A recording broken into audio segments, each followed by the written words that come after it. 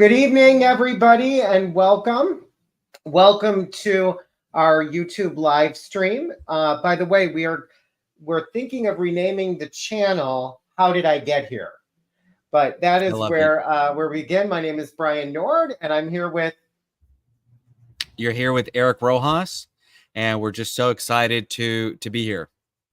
Yeah, again. Exactly.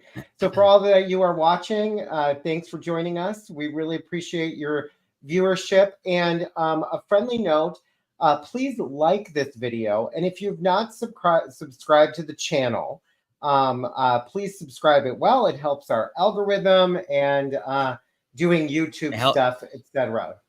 Yeah, we want as many people to see the channel as possible. So subscribe, like, comment, engage with us.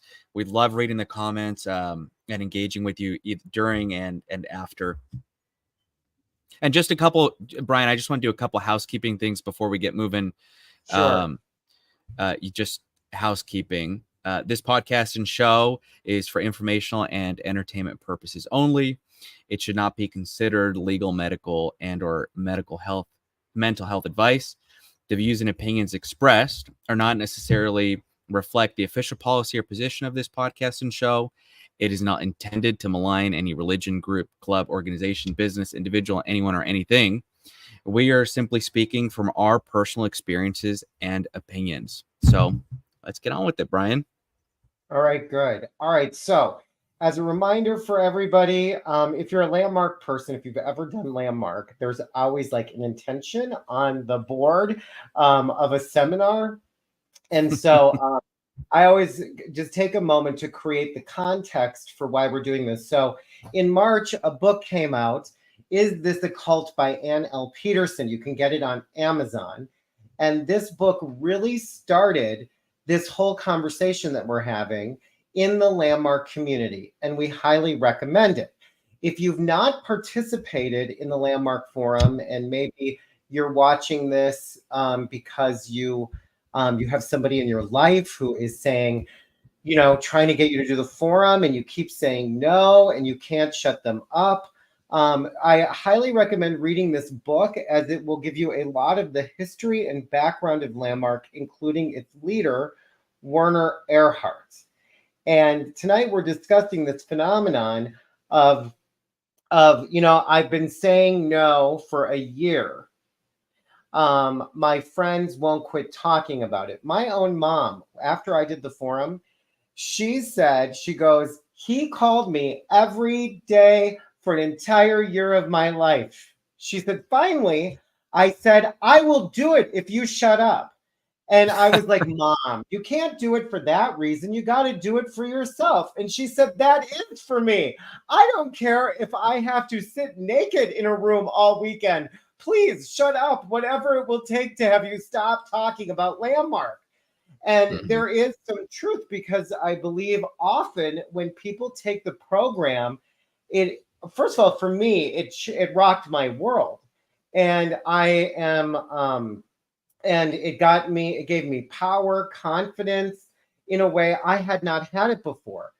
However, after that, and in every program I took, I was really encouraged to enroll my family. And while my mom did do the forum, it would probably take another decade for her to actually do the program for herself, not because I was all over her to do it. And I think there could have been a much better way for me to have gotten that across than just this impassioned zeal and I'm taking a stand for you. However, it worked out very well in the long run in our family. And I don't have any regrets about that. And I do think that taking the program is a valid thing to do for someone who is seeking a personal transformation. However, our channel is about exploring the darker side of landmark, or what's unworkable, and where the program can turn from being a great product to turning into a high control situation, or what some people refer to as a little bit culty. There's even a podcast that called A Little Bit Culty by the people who were involved in NXIVM, and they did 3-4 episodes now on landmark.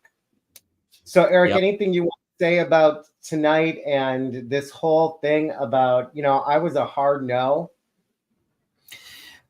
I think that you summarized it well, but for a lot of people, they are like, go, go, go. You've got to register. You've got to register. And, like you said, for some people that was great, but for there's another group of people, which is kind of what our channel is about, is really exposing the other side. There are some people who are completely turned off by that too. And so I think it's, appropriate to share both sides. You always hear the great stories, right? Yeah, that's such a good thing. Sharing. One of the things that I've encountered since leaving Landmark is how many people said I needed to heal. It took me years to heal after being highly involved in Landmark. And I think a function of that is just how much people don't talk about these things. So that is a big part of this. I'm new to this. I've been out of Landmark for 6 months. And we're new at even having these conversations. It's like ever since that book, Is This a Cult? People all across the world are talking about this unworkable stuff in Landmark that has been kind of suppressed and under the surface. But like today, I met with a person that I thought was going to be a business meeting. And she goes, oh, what did you do before? And I said, well, I worked for this company, Landmark. And she goes, Landmark? I did Landmark. And she goes, it was incredible until it wasn't. I didn't even get into my thing about Landmark. And she tells me about how she felt the pressure to have to ongoingly go. And she said it felt like if you wanted to leave, you were no longer in. Yes. Like the vibe would be, oh, that's good for you. Like, oh, good for you. Good luck. We'll see how well that goes for you if you're not in a seminar. So I don't know if this is just my clearing, but it's like everywhere I turn, I even know this lady, and she's telling me her whole Landmark experience, and we're like getting a coffee, trying to, ring up my new job as a recruiter. So anyhow, this is life. So anyhow, going to this, so to set up the stage tonight, and then we have a very special guest who contacted me and wanted to share their story. And I think it's really important that more people speak out and are saying their experience, their truth, and speaking the truth. So with that said, I'm really looking forward to that, Brian. I'm really looking forward to having more guests, more former staff, more former program leaders come on our show and share your experience, because it's not just Brian and I, it's a lot of other people too. Yeah, exactly. All right. So in this whole thing at Landmark, when I did it, they said this in my seminar. They said this in the advanced course. They said this in back then, the IFLP. It is a quote. And I've heard this so many times throughout the years. From Wallace Stevens. After the final no, there comes a yes. And on that yes, the future world depends. So that means that you may have gotten a no from your son, but you just keep standing for what is possible.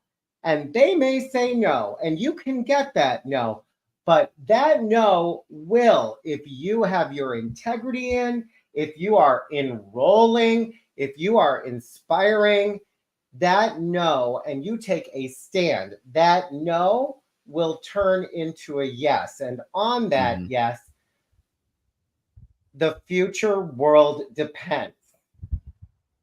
How many times did we coach people with this?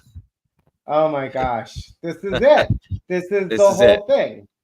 Yeah. So really what we're getting into tonight is, how does social pressure work? So can take on the case that for the receiving end of those invitations, hey, I have no agenda. But would you come to my seminar and just do it for me? And then I'm a no, but I'll come for you. And then I'm a yes. That's all social pressure. So the question that we asked ChatGPT is, how does social pressure work in high control groups and cults? And here is what ChatGPT had to say. Here are 6 key ways that social pressure can lead to people being persuaded to act differently in the context of cult or high control groups. Isolation from outside influence. And the mechanism, high control, high demand groups often isolate members from external influences like friends, family, and the media, making them dependent on the group for information and support. This isolation reduces exposure to alternative viewpoints and reinforces the group's norms and directives.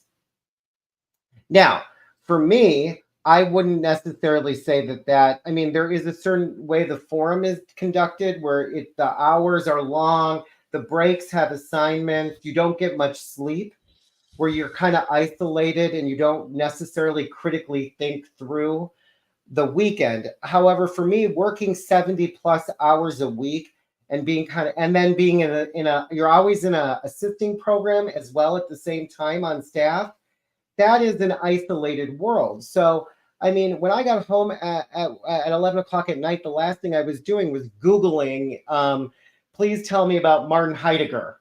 And, I just took all the information from what was being fed for me. So you could say that is an aspect of Landmark. Then conformity and group norms. The mechanism is there's a strong emphasis of uniformity of thought and behavior. Members are encouraged or pressured to adopt the group's ideology, dress codes, rituals, and practices to fit in and avoid ostracism, ensuring everyone adheres to the same standards. There's a lot we could say about that, and we'll probably bring it up more as we go through the show tonight. Eric, you want to do the next one here? Sure. Normative influence and desire for acceptance. Mechanism. The pressure to conform to the group's expectations, to gain social approval or avoid disapproval is intense.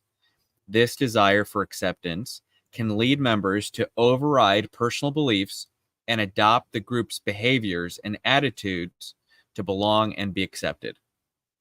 Yeah, this can include getting candidated as an introduction leader. So you go beyond what you think is appropriate in standing for someone to register, to get that acceptance, to reach that goal, to belong, to be somebody, that was making something happen that wouldn't have happened otherwise.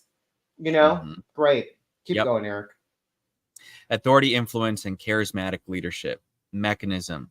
High control groups typically have characteristic leaders viewed as, okay, help me with this word, infallible, and possessing special knowledge or power. Members are persuaded to follow directives without question due to leaders' perceived authority, often seeing the leader as a source of ultimate truth. Which again, we can say, there's everyone a lot of times people are aspiring to be their Landmark forum leader. And that's, you have those, that's why they say, don't go be Landmark forum leader junior with your family and stuff like that. Yeah. And I mean, there's a whole bunch of people that still live their life recreating Werner Erhard. And I believe that, when you're in a leader body, like the seminar leader program, introduction leader, there is this over here is this amazing being called introduction leader. And I'm going to spend 6 months getting candidated to be that being, but then you become one and then you join the group and then you're at the bottom. And then there's this, no, the real leader is this seminar leader. And then you're whipping your heart apart and doing all these things and being unreasonable and missing family commitments and all this stuff. And getting a call at 2:50 on a Friday, please go register your cousin. So you throw your credit card down and register your cousin. And then, you're a seminar leader, but now you're at the bottom and you're an apprentice and you're working your way up. It's that's the ongoing, but there's always this ultimate thing called forum leader, which is really Werner Erhard that you're going after. Exactly. And you dress like him, and all the directives in our organization have been coming down by Werner Erhard policies and thinking, and some from him we're finding out. And that is all inside of that authority influence for sure. I sat in a seminar leader meeting once with the designation team, and the forum leader slammed his hand down so loud, the entire, like, it was like a boardroom setting of like, they all shook, and he goes, "The word of forum leader is speaking." It was like, oh, you know, that's I was so like, weird. how do I get through this meeting is what I was thinking. And you know, and talk about very misogynistic. We need to do a whole episode on misogyny at Landmark. Yeah, no kidding. Peer pressure and direct influence is the next one. The mechanism is direct pressure from fellow members encourages conformity. This can include subtle cues, explicit demands, or emotional manipulation to ensure adherence to group norms.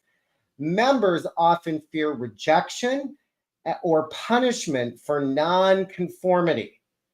Mm-hmm. Groupthink and suppression of dissent. The mechanism is the desire for harmony and conformity within the group leads to the suppression of dissenting opinions. Members suppress their doubts and conform to group decisions even when those decisions seem irrational or harmful to maintain group cohesion. So by understanding these 6 characteristics, it becomes clear how social pressure in cults or high control groups can lead individuals to adopt behaviors and beliefs they might not otherwise ever have considered. Driven by the desire for acceptance, authority, influence, and the need to conform. So good. Yeah, so putting all of that kind of just creates a world tonight, or a that's a landmark term I just used. Yeah, I was gonna say, Brian, that's so landmarkian. I know. I'm trying to train myself to talk. I know. Non-landmark. These are our talking points for tonight. Right, but that also is like shining light on really Seb, who will be joining us, on his request and what he wanted to talk about tonight in his experience in going through his journey with him and his family at Landmark. So with all that said, Seb, welcome to our podcast. Hi guys, how are you? We're great. We heard you have a disclaimer. Yeah, we heard you have a disclaimer for everybody in the U.S. Yes, so well, one of the things that after I left Landmark is that I changed so much about myself, and I vowed never to do that again. So who I am is, sometimes I swear. I'm a Zimbabwean, now Australian, and I'm pretty rough around the edges, and I also might say, "Oh God," and I know that there may be a few religious people out there, and it's not to offend. It's just a part of the vernacular over here. We're not quite as a religious country, so I do apologize, and we'll try not to, but it may come out. Okay, good. Right. We accept. Okay. We accept, yeah. Not that Americans ever take the moral authority in the world. We would never do that. I know. We're very humble people who, have a very global perspective in how we communicate, for sure. All right, good. Okay, go ahead. So, Seb, we're so happy you're here. And Brian and I were thinking, where do we want to start? And we'll just start by asking you, what brings you here? What do you have to share with us today? Well, what has me wanting to speak up was that, look, it's my experience in Landmark, my family's experience in Landmark has had lasting effects that, it's been a year since I left, and it's had lasting effects still now, and it's impacted the mental health of probably all of us, and some more than others. And there's still a lot of people in there, and I wish that I'd seen something like this. I probably would never have looked it up, to be honest, because you don't want to, as we'll get into, you don't want to leave the group, so you don't want to see anything that might influence you one way or the other. But I just think that it's important for the people who have left. They can hear different perspectives and maybe not feel so crazy. Yeah, good. And one thing And to you were, note, Seb, is that people do watch this who are being asked by their friends and family to do the forum, and their gut might be telling them that this isn't right. I think definitely people will be seeing this in that category. So Yeah. just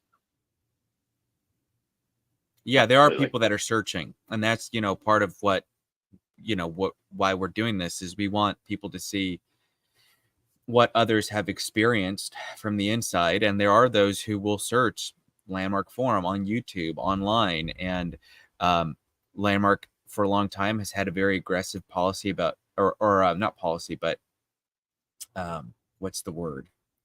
Approach to suppressing any type of criticism. And so, or even not even criticism, but personal experiences that may have not been aligned with what they say people's experiences are. Yeah.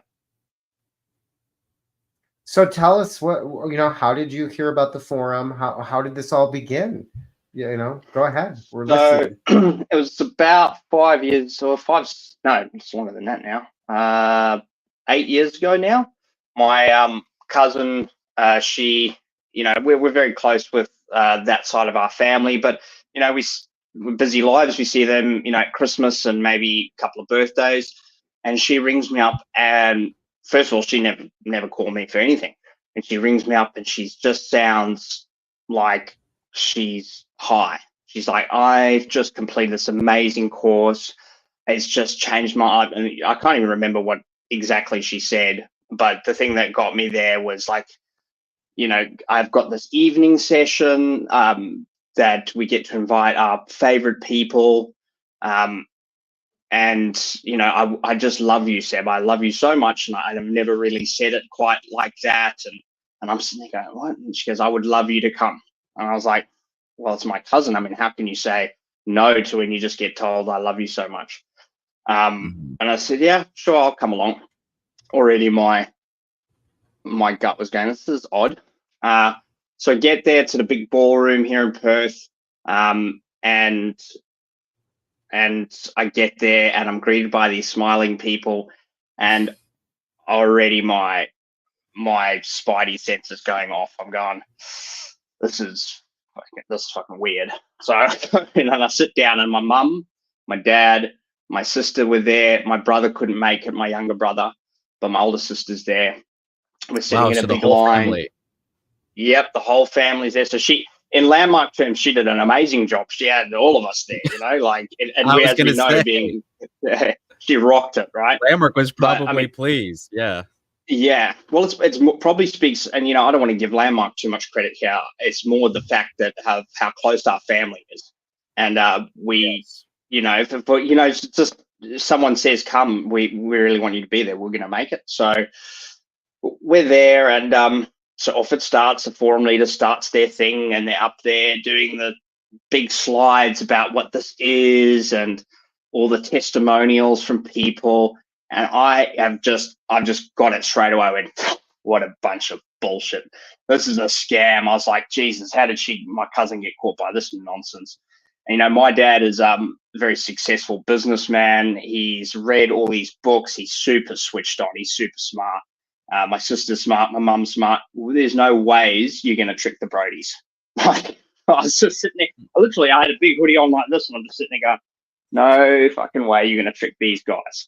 We're too smart for this bullshit. Maybe these other lemmings that are going to get tricked, but not us. I was so confident, and I'm there's a we're getting. I go outside for a cigarette. I smoke to the time, and I remember talking to someone. I think it was the first opportunity. Call it the opportunity to register. There's kind of two spots. Is there, and then at the end.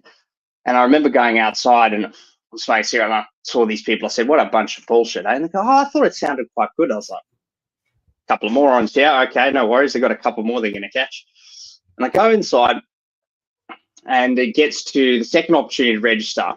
And I'm ready. Okay, it's time to go. And both my mum, my sister, and my dad say, we want to do it. I was literally just shocked.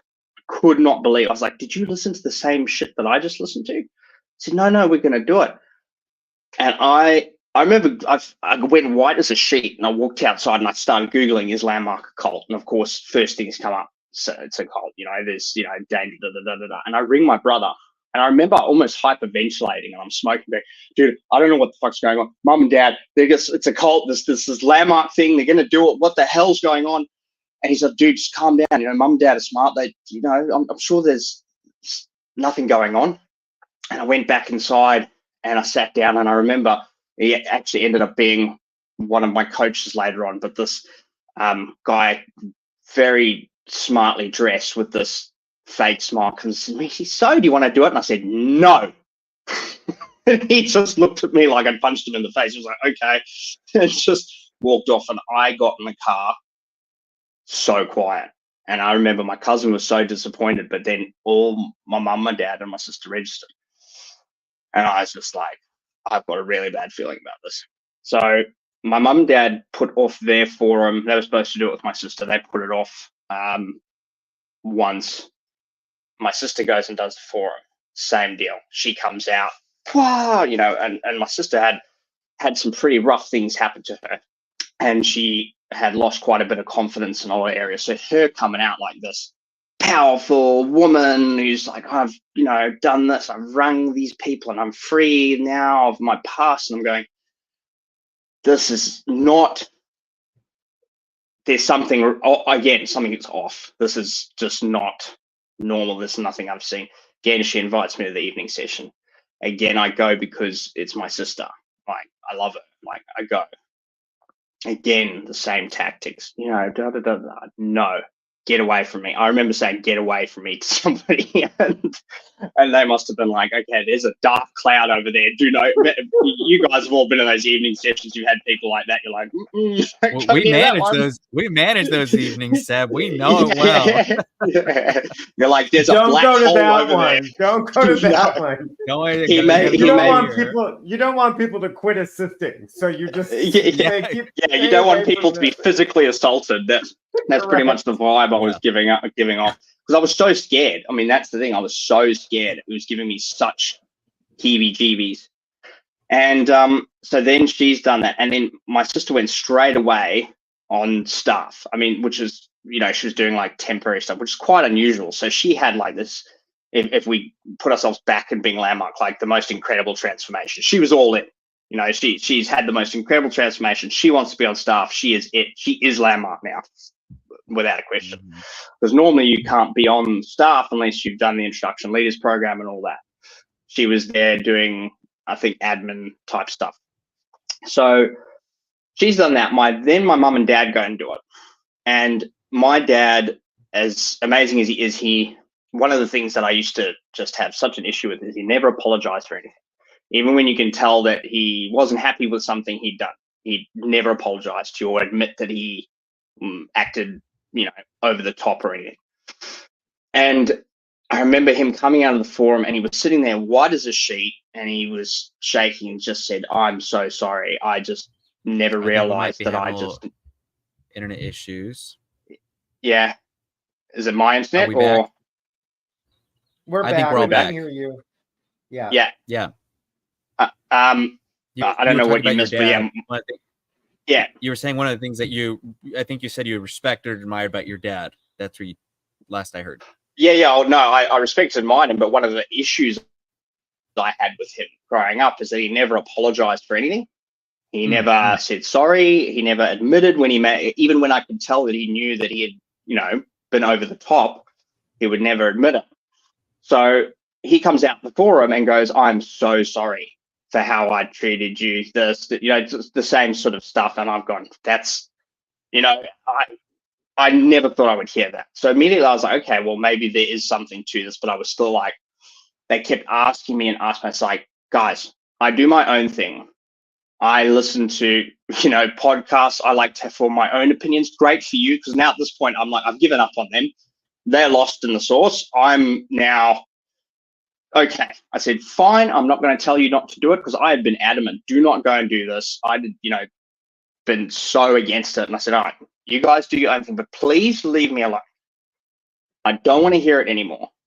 And my sister being on staff, she is getting coached every day. And by coached, I mean she is going there and then coming back with the information of what I've said, and then being given another avenue to try to convince me, manipulate me, and find, because it's like you're this impenetrable wall, but there's going to be a chink in your armor somewhere, but it's dressed up as, and this is the thing that I love now looking back on to actually pull apart for how I ended up where I was, or how you end up where you are, is that everything is double speak. It's always, we're not saying this, but we're implying this. So we're not saying we're pressuring or manipulating, we're standing for you, and and the manipulation is always that, but I love you, and this is just because I love you, and I just want the best for you, and you just don't know how big you are. I mean, so my sister's getting this coaching back and forth, and then it was, maybe give him a break, Sabine. Give him some space.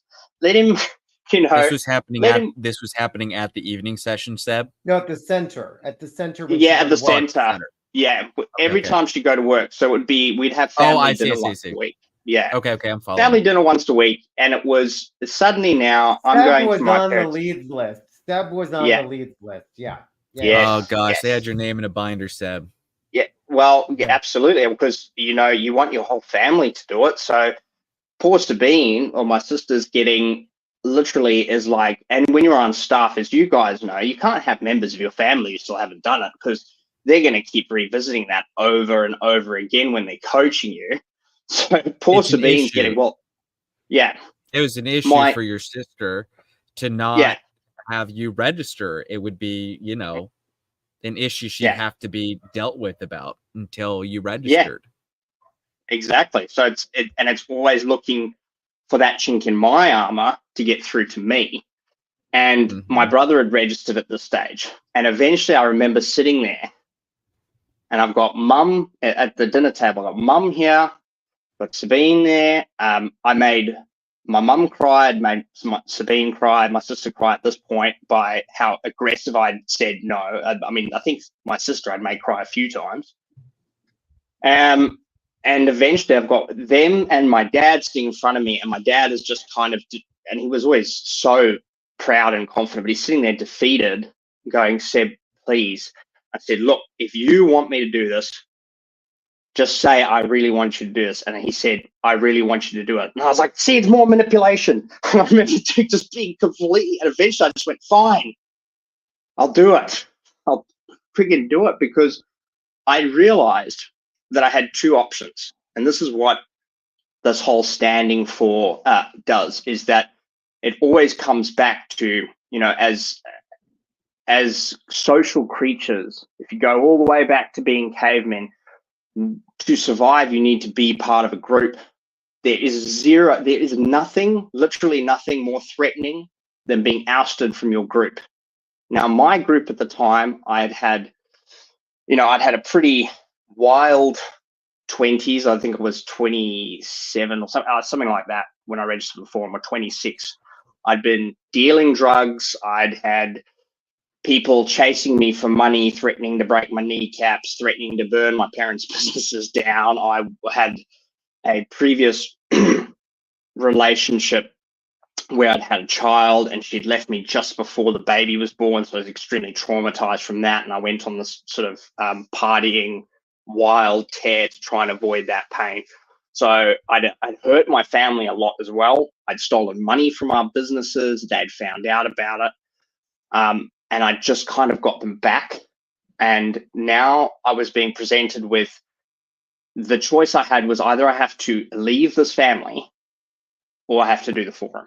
Those were literally the only two options, because I couldn't take the stress, and every time I'd go for family dinner, it would be the same thing. And I'd hope, I'm definitely not demon. I completely understand why my parents and my sister did it. They were, again, it's always like, I don't blame them at all, but after I left, I was so angry that my gut was right, and I'll go more into that later. But eventually I said, yeah, I'll do it. So that's how I ended up registering. Gosh. So how long did it take, Seb?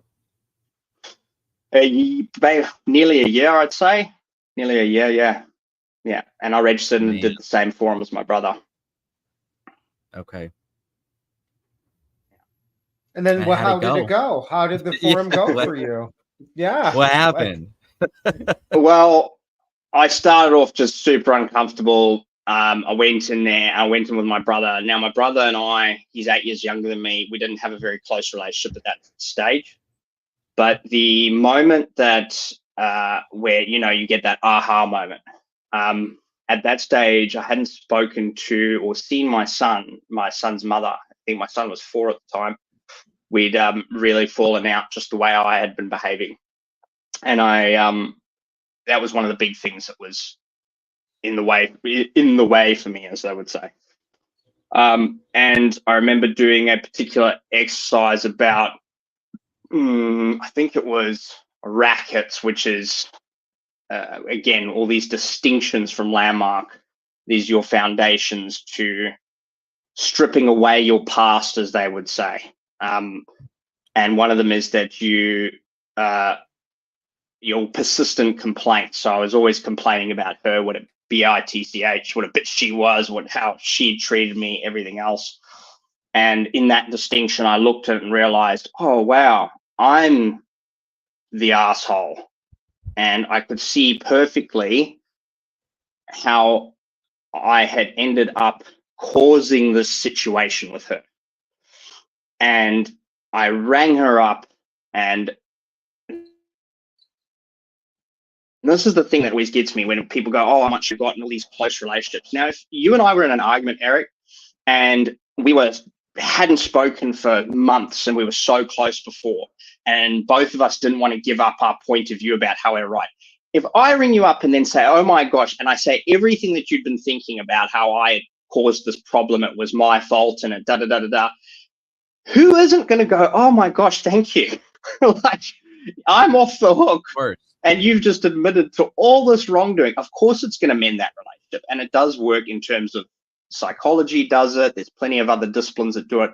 But the way Landmark packages up, it's all there, beautiful distinction, and you get it out of the forum, and it's all due to them. We're not saying it's us, it's all you, but we're implying it's definitely because of the forum, and you couldn't do this anywhere else.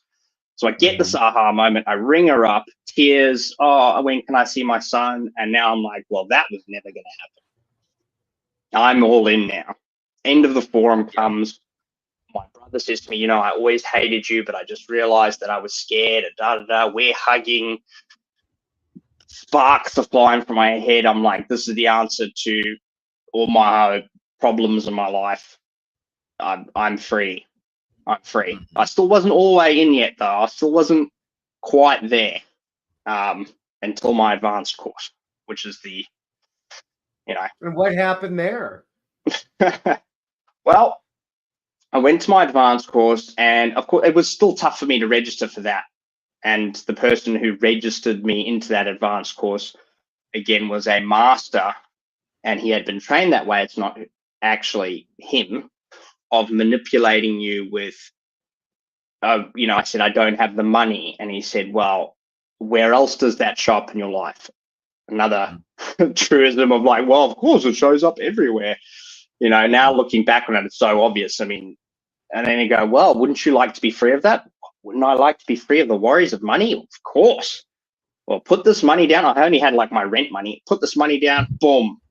Your life's going to turn out. You get trained into having you get trained into handling two big objections for people. The first one is money, and the second one is time, because those are the biggest objections people have when they go participate in Landmark's programs, is they either don't have the time or they don't have the money. So what they get trained in is they get trained in being really good at having people give up that objection. So you're right. Yeah. Highly trained. Well, and in 2024, it's 3: time, money, and I don't want to be on Zoom for 12 hours for 3 days straight. Mm-hmm. Yeah. Those are or my wife says no. Or my wife, I need to talk to my wife. You get trained. Oh, yeah. I need to talk to my wife. Well, where else do you do that? Do you need permission? Yeah. Where else are you a little... Do you not have your own autonomy? Yeah. in my forum, the forum leader, they were doing all the registration of the advanced course. I was 20. I didn't have the money. I was barely scraping by. And he said to me, he goes, Brian, look around. This is what the forum leader said to me. Brian, look around this room. Do you know how much money's in this room? Just go make a request of someone. That's what he said to me. Yeah. Well, they had to outlaw that, or they stopped that practice because I think it backfired big time a few times. Anytime Correct. they, Well, they say they stopped that, but in my partner's online advanced course, the leader stopped the whole course until someone registered in the leaders training program. And there was a woman who didn't have any money, and she said, well, community, what are you going to do about it? And he said he almost paid for it just to get so the course could move on and not feel so uncomfortable. So there you go. That was like last year. Yeah. We paid for a few people. Don't worry, but we don't do those things anymore. Those things, no, it's a new era at Landmark. That's old Landmark. It's always the old Landmark. Yeah, exactly. Yeah. Exactly. And Keep going. Sorry, Seb. I didn't mean to get on my soapbox. No, I love it. I think it adds perfectly to it, and I think it's going to probably be like popcorn for all of us where we go. And that happened to me. I've seen that, which is great. It should be a free flowing bloody conversation. Nuts.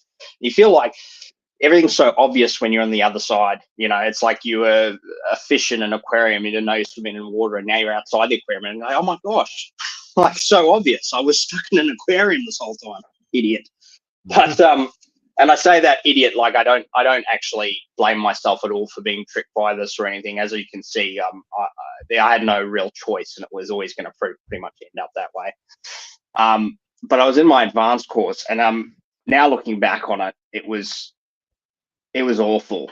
It was awful. I was a group leader. So in the advanced course, the whole thing is the forum's about you and putting your past in your past. And now you have this big clear space. And well, what are you going to do with it? Well, the advanced course is the paint and the brushes to create this masterpiece of your life. And so I'm in there. I'm like, there's an opportunity to be group leaders. So groups get split up to about 5 people, and there's a group leader. And of course, I go, well, I should be group leader for sure, And here's the other thing that I really want to touch on and keep bringing back to is that there's, I believe, obviously people are complicated, and there is a side to me that absolutely loves people, wants to make a huge difference. And there's the other side of me that wants to be the shining light and the one in charge and the one who's got say and the impressive person.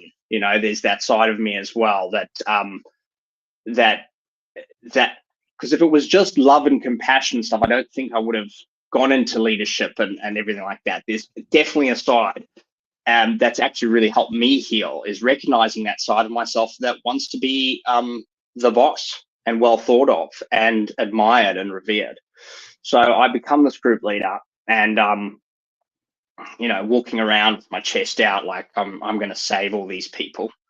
And I remember there was, do you remember when, you're supposed to have all the groups supposed to be back on time? This is like 100 people, all supposed to be back on time. And that if there's one person missing. The first thing that you're as a whole group, because the whole thing of the advanced course is everybody has to get it. The entire advanced course has to get it. And so it's the first like big group dynamic where one person didn't get it, so the entire group doesn't get it. Yeah. Exactly. It's the first test in the advanced course. Anyway, go ahead. Yes, exactly. Well, it's a continuing theme, and you get better and better at being back on time. There's always the background thread of you're not going to be part of the group. It's always triggering that survival instinct. You're not going to be part of this group. You're not going to be part of it. Even if you haven't got everyone back on time and you are part of the on-time group, well, no, you're still not going to be part of the group because you can't get everybody here. So it's back to that. And I remember, so the forum is who's going to restore integrity for the group. Now, integrity being your word, who you are, it's drummed into you. What you say is what you are. If you break your word, you're out of integrity. And this is only the start of the constant barrage and hammering on about integrity that you get while being in Landmark, being your word. So no one's getting up. And so I'm like, all right, I'll get up and restore integrity. and I start, I'm going to restore integrity for the group, and and you always have to tell the impact. And remember, you've got to tell, again, it's not about being sorry. It's about declaring the impact. It is about being sorry. We are so sorry that we were late, and we can see now that we've hurt all, and I'm trying my best to say it. And you're encouraged in the advanced course where the forum leader kind of takes a step back and the group starts to deal with you. Now you're just letting the inmates run the asylum. So this woman gets up and says, Seb, all I hear is blah, blah, blah, blah, blah. And I remember just being like, because in my head I was really trying, like I'm trying my best. And now you have people popping up. Now there's people in there that hate arrogant people and have been waiting their whole life to tell that arrogant person at work or whoever exactly how they feel. So now they're getting up with impunity. You just walk around like you think you know everything. This whole group, suddenly it feels like they all turn on me. And the forum leader waits and waits as it builds and builds. And she gets up and goes, you don't care about anyone, do you? You just think about yourself. That's all you care about. No wonder your life is the where it is. You don't talk to your partner. You don't have this. You don't have that. I think you should just sit down. And I remember walking back. Now it's like when you get laughed at in class and you thought you were going to do a great job at a talk and everyone laughs at you and your whole world kind of gets shattered because you thought you were doing so well and you just get, and I remember walking back and I remember thinking, F this, I want to leave. And I stayed because, again, I didn't want to be, my whole family's done this now. My sister is now in the leadership course. My parents are in the leadership course. My brother's sitting in there and he is laughing his head off because he thought this was great. He always wanted me taken down a peg or two. So he was laughing. And I'm going, and I went, I'm going to stay. And I remember that was the moment where I was like, I'm just going to listen to everything they say because I obviously don't know what I'm talking about. It was that breaking me down. And then I did a couple of, I think I got back up to speak about what an absolute piece of shit I was. Now I get it, everybody, and you're right. And thank you for telling me what a piece of shit I was and am. And I can see now why my life is and all the platitudes. And then, of course, I get the reinforcement. Everybody goes, yay. And I'm like, oh, God, I'm on the right path now. And you got love bombed. Oh, so brave and honest and authentic. That freaking authentic bullshit that gets thrown at you all the time. What the hell is that? It's authentic when you say the thing we want you to say. Then it's authentic. Correct. And I remember going, and I was like, this is it. I know what I want in my life. I want to be a forum leader because I'm watching my forum leader because now you're just here. I'm hero worshiping, like this forum. How did she do it? Oh, and I declare I'm going to be a forum leader. And I felt so happy because I'd always wondered what I was supposed to do with my life. And I remember as a little kid, I thought I'm supposed to do something big, something for the whole world. So I think a lot of kids have that, when you're like 4 or 5. And I was like, no, I knew it. This was what I meant to do. And I am all in. That's the moment. I am the most landmark even in my family because I'm finally can just relax and now I know what I'm going to do. I registered straight away for the next program, which is self-expression leadership program. I've planned out, I'm going to be an introduction leader, but I want to be a seminar leader because there's a pathway. You're either going to, be an introduction leader and a seminar leader and then a forum leader, or you're going to be an introduction leader, a self-expression and leadership program leader, and then a forum leader. And I'm like, well, seminar leader speaks more to me. Well, I'm going to go do that. And this is where the little voice that you're told not to listen to starts to become really quiet, and a lot of that little voice is your conscience or your thing that's telling you this is BS or there's some funny business going on. And it starts to get drowned out because you're taught not to listen to that. You're taught to listen to the leaders. And it's always about, this is the program, Self-Express, about creating a community project that's going to benefit your community, and look at all these amazing big things, but it's never, the subtext is never there. You're never told that you're going to be registering people or having events to register more people, that you're going to be doing any of that. It's never said. Well, there's going to be opportunities to invite people. Not that this is going to be literally more than half of your thing. You're going to be hammered about how many people are you bringing to introductions. Right. I mean, Brian and I talked about this in one of our episodes. You know, what they sell you on is the community project. They don't sell you on, they don't tell you all this other stuff, but you were sold on doing this community project that's going to do so much good in the world. And then you're there and it's like, okay, actually you're going to be one of our salespeople right here. Yeah. You also, they don't measure it. So they promote, oh, we've had over 70,000 pro bono projects and non-for-profits start from our programs, but they actually don't keep track of any of them. Maybe they do any, I shouldn't take that. I should take that back. They do keep track if people get positive mentions in the media about Landmark, they do want to know about those projects. And those are the only projects that they have any, in Landmark terms, existence for. So, so you're roped into this whole thing about you being a leader and self-expression and community project. And then when you lead the program, it was different. I think, I don't remember all that when I did it. My advanced course was 4 days long and it was different than what you guys did. But I know for a fact that currently in the advanced course, they do a similar thing. They do not tell people that they will be in the leaders training program, which is like the ILP with a dash of SELP in it. And but they do like an interview with people. They'll call people and walk them through it.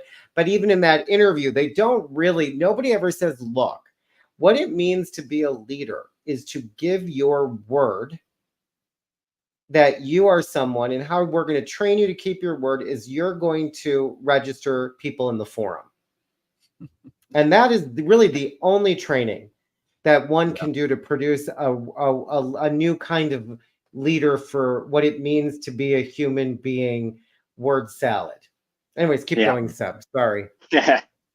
No, that's great. And I think, I was kind of thinking about what it would be kind of like is like if you, how that, and it happens through every single program, is that they never mention all the fine print about what a huge part of this is, which is registering people, and you're going to have to keep calling people, and it's every single program, whether it's seminars, all of it. It would be like saying that, hey, do you want to be a vet? You get to save kittens and dogs all day. That's what you're going to get to do, and fix broken legs. But you never tell them that occasionally you have to put animals down, or you're going to have to do or watch animals die. It's always this like, but of course I'm going to be a vet. I get to save all these animals all the time. And then you get there and you're like, oh crap, I've got to do that as well, or I'm going to clean up poo, or whatever it is. That's what it feels like. There's always this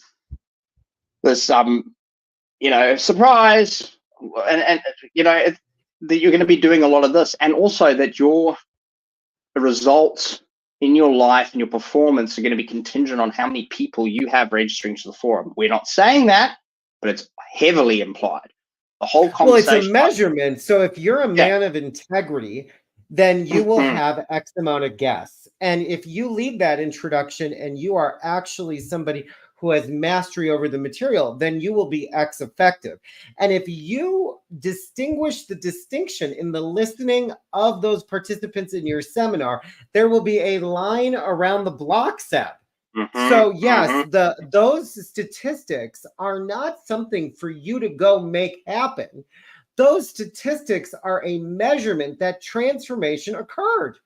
Because in 1971, we figured it out. If you want to see if transformation happens in the world, the only measurement of that is guests and registrations at Landmark Werner Erhard events. That's the only way to measure transformation. There is no other way. And even though I want to say one other thing, I know I'm going off on this, but what you're saying is so rich, is that I'm just so impressed with you. And I think, and I'm so impressed with Eric, and I am so impressed with all of my friends who have left Landmark. And most of them would rather have not had the story end up the way it did. And, you know, like, what an insane company to have somebody as outstanding, awesome, fun, alive as you. It's like, why don't they just knock this stuff off? They would be the coolest place in town, and it would be a workable, supportive, healthy world for people to participate in, because Landmark attracts amazing people. You're an amazing person. I can see exactly. And, you know, I love your story about getting knocked down a few pegs, because you might possibly have needed that in your lifetime. But the point is that it's like if they were just practiced informed consent, and we're selling straight and authentically, not pretending to do that. I mean, I personally think that their organization would not just trudge along browbeating the staff member to go talk to her brother over and over again. That she wouldn't have to deal with that. People would be registering, and she could do her job. You know, people could make that difference. So anyways, I digress, but you know, that's not how high control groups work, because believe it or not, although they talk so much about it being a business, it's actually all about the control. It's all about my opinion. This is my opinion. It is all because that is the payoff in the whole thing. There's no other payoff in the racket of Landmark, of this candy store in the front called "You Can Live a Life You Love and Live It Powerfully." But behind the scenes, all that's going on is control, power, domination, and assimilation, indoctrination into a whole belief system. And that is way more important than anything. And it cannot be messed with, because the ultimate leader, Werner Erhard, created not just the magical work that is so wonderful that everybody got their life out of, but he also created this entire organizational structural system that is designed for people to surrender their identity, which it might be a good thing, but then to claim a new identity called little Werner Erhards in the world, or i.e. forum leader, seminar leader, staff member, etc. And I know people who are in cannot hear that, but that is absolutely what is happening. And it costs them, people like you, me, Eric, it costs them everything. Is there anybody in Gen X that's even, how many people are in my generation that have been participating the last 25 years that are still there, that can inherit their company? No, nobody. They're gone. All this massive, controlling, manipulative righteousness. It's a racket. So anyways, keep going. Sorry. I just, you got me to become an Australian. Exactly. Well, no, I think like you said, 6 months you've been out. I've been a year, and it's still unpacking all this. And sometimes you do need to go off on a bloody rant. I remember bringing my sister and just having, and you know, remember this? And fucking bullshit, you know, because you need to speak. You need to get it all out. It's a process. It's a long-term process for a lot of people to unpack all this stuff. And what it's great to go, well, if Landmark didn't do these things that could thrive, that's why I just chuck the whole thing out. I don't care about, and this is me personally, and that's not saying you have to do that, anybody else who's listening has to do that. But for me, I just go, it's all tainted for me, because it's like saying, well, you know, Germany was in a really bad spot when Hitler came, and, you know, he actually got it really prosperous, and then he ended up killing Jews. But the goal was never to make Germany prosperous. It was for a madman a psychopath to be on top of the world and have everyone listen to him, and then have every whim like, hey, you know what? I hate Jews. Let's kill them too. It's all defunct. You can't just go, well, let's just separate the fact that he killed Jews and then he made Germany really great and prosperous for a while. I throw it all out because it's all tainted. It's all designed, like you said, to create little Werner Erhards. Now, if I said to you, let's just take away all of our training, all of our everything, and try and go back to before we did the forum, and I said to you that there was a person, right, say it's me, that can, because you're always trained to create the possibility of being compassionate and loving, because that's been missing out of your life. Imagine I've never been compassionate and loving, and I've been trying to get you to do something in my work, and then I come, not even pretending to be compassionate and loving. I actually am being that. And then I get you to do that thing that I've been trying to get you to do because you're like, oh my God, he's compassionate and loving. What would you call that? A psychopath. Someone who can put masks on to get what they want and have their ends met.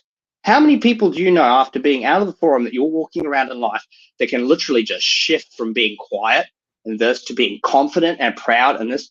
It doesn't happen unless you're dealing with someone who can just put a mask on, and I'm not saying that it's not a great thing to develop yourself to be compassionate and loving. Maybe go do some healing work from when you were a kid and some stuff happened. You do some actual psychology, some therapy, some, maybe it's ayahuasca, something that allows you to start to develop being, giving more hugs, whatever it is, but to literally go bang, bang, bang. That's created by somebody who already can put masks on to get whatever he wants, and he's going to create people to do that.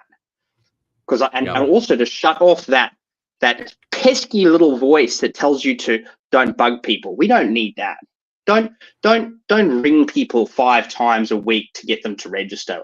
We don't need you feeling bad for them or feeling like you're pestering. That's a story. You're making that up.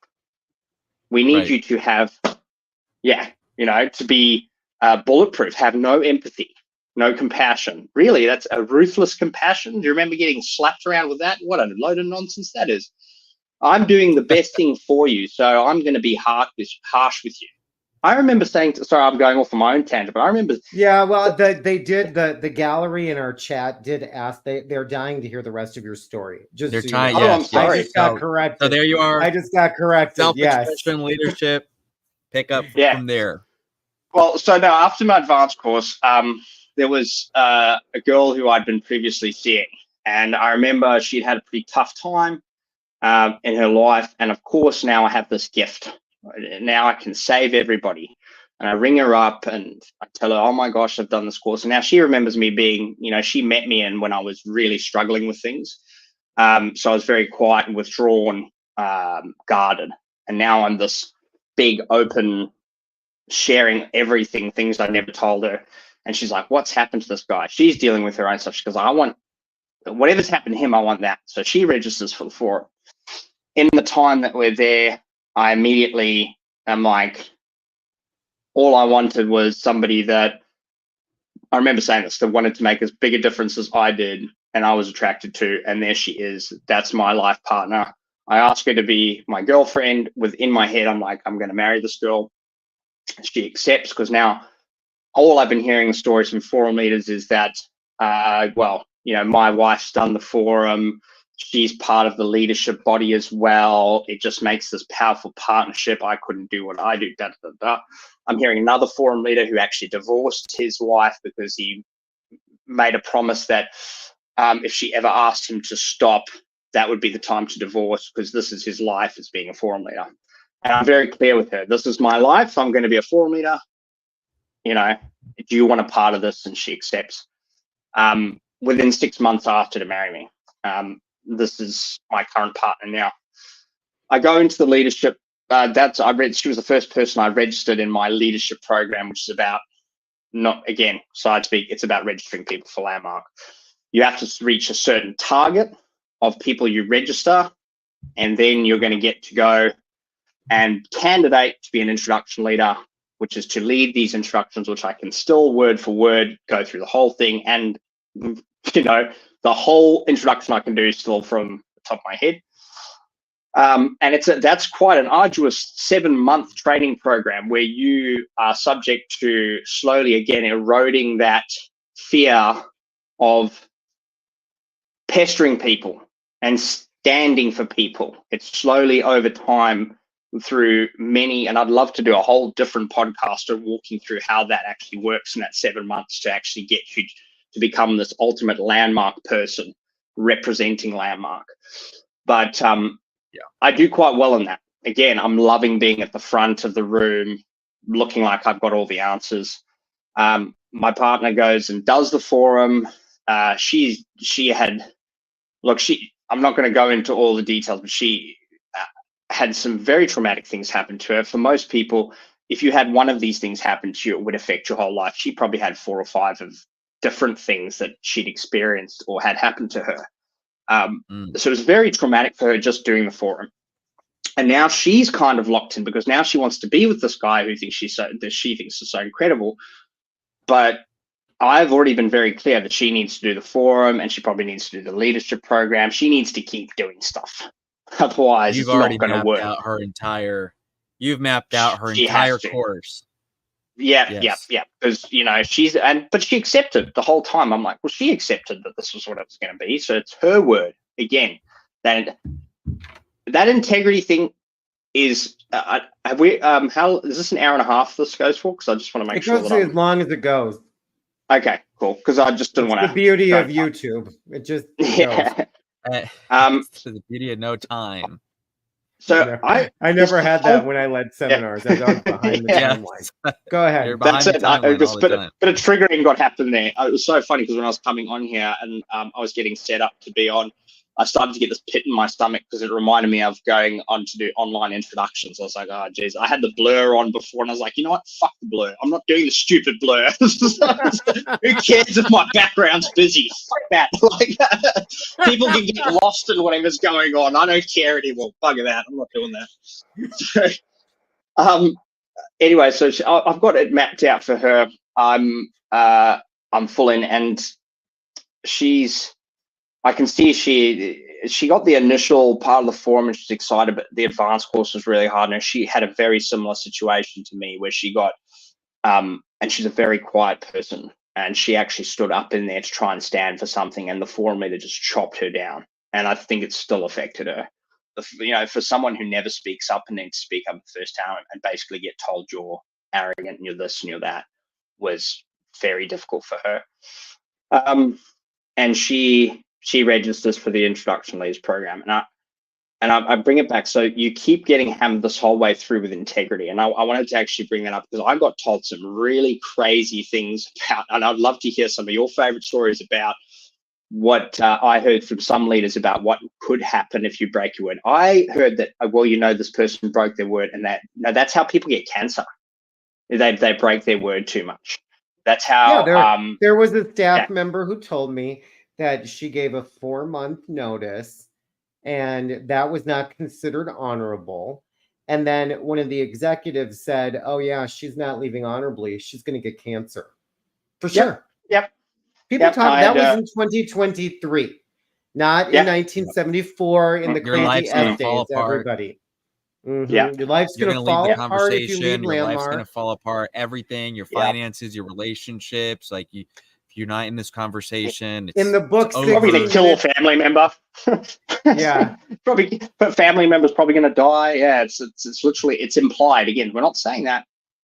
Well, in the book 60 Minutes and the Assassination of Werner Erhard, the way it's described is that, when being on staff or being a seminar leader is so special, there's just nothing else like it.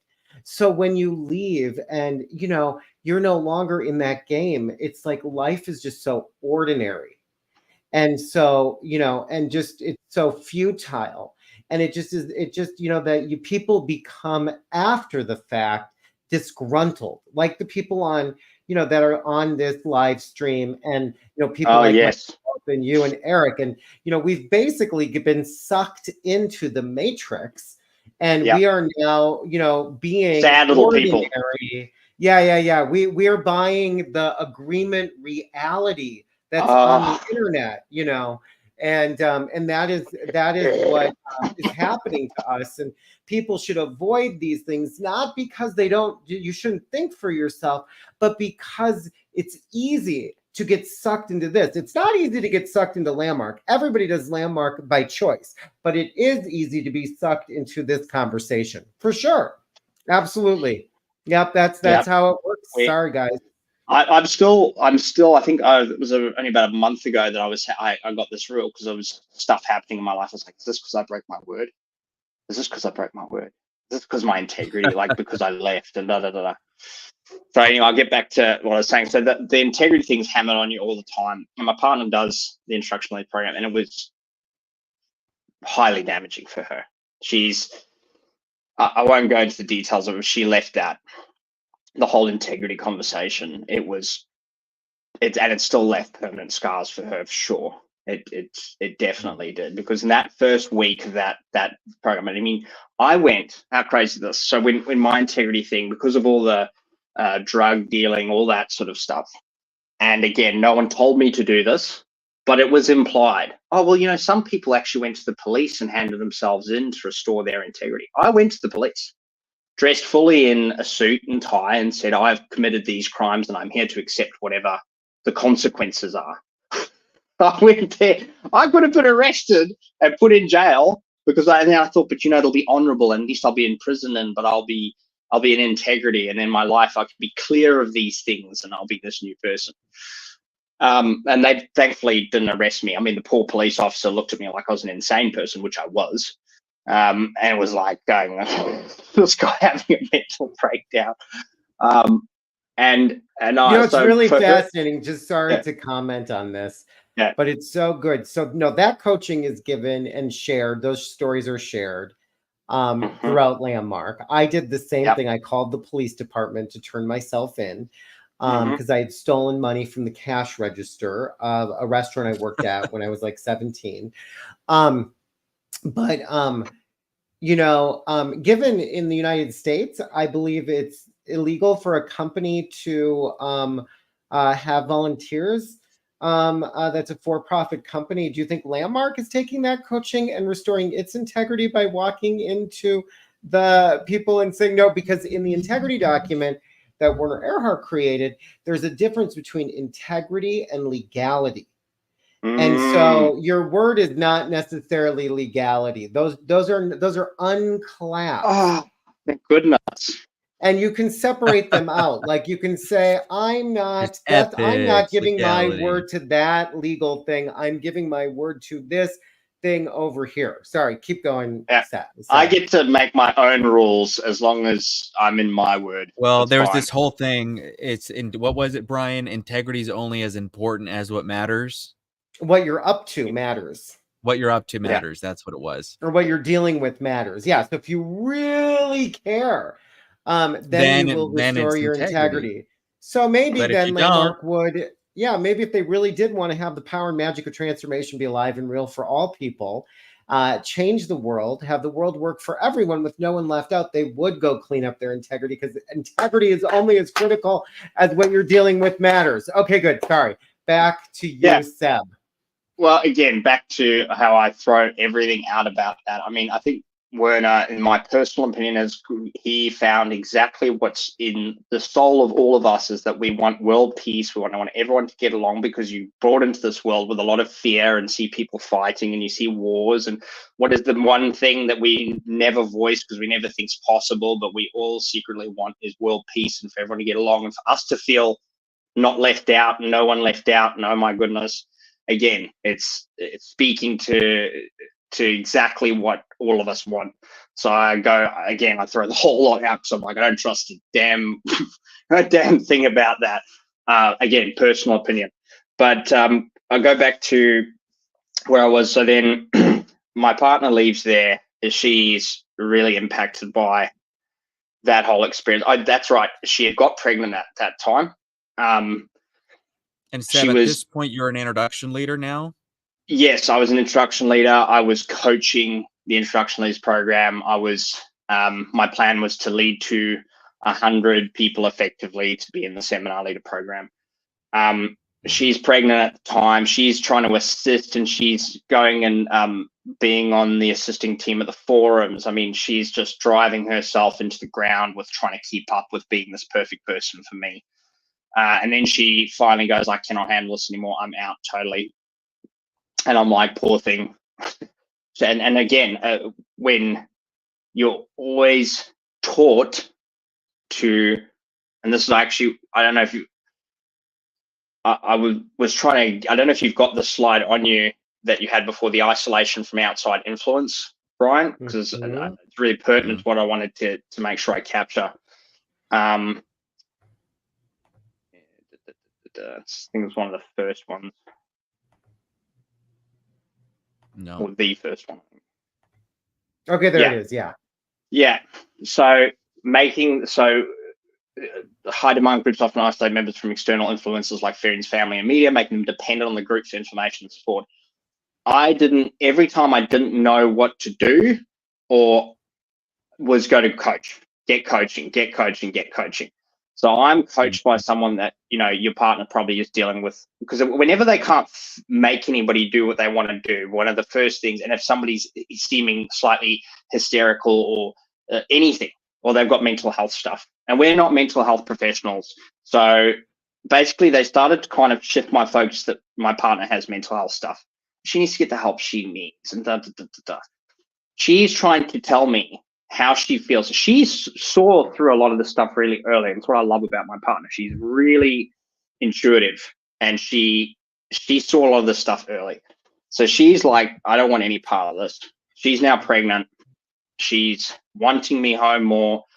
And she's saying, you're choosing Landmark over me. Now, at the time, because I was so dependent on Landmark as my identity, and this is who I am, and without it, I am nothing.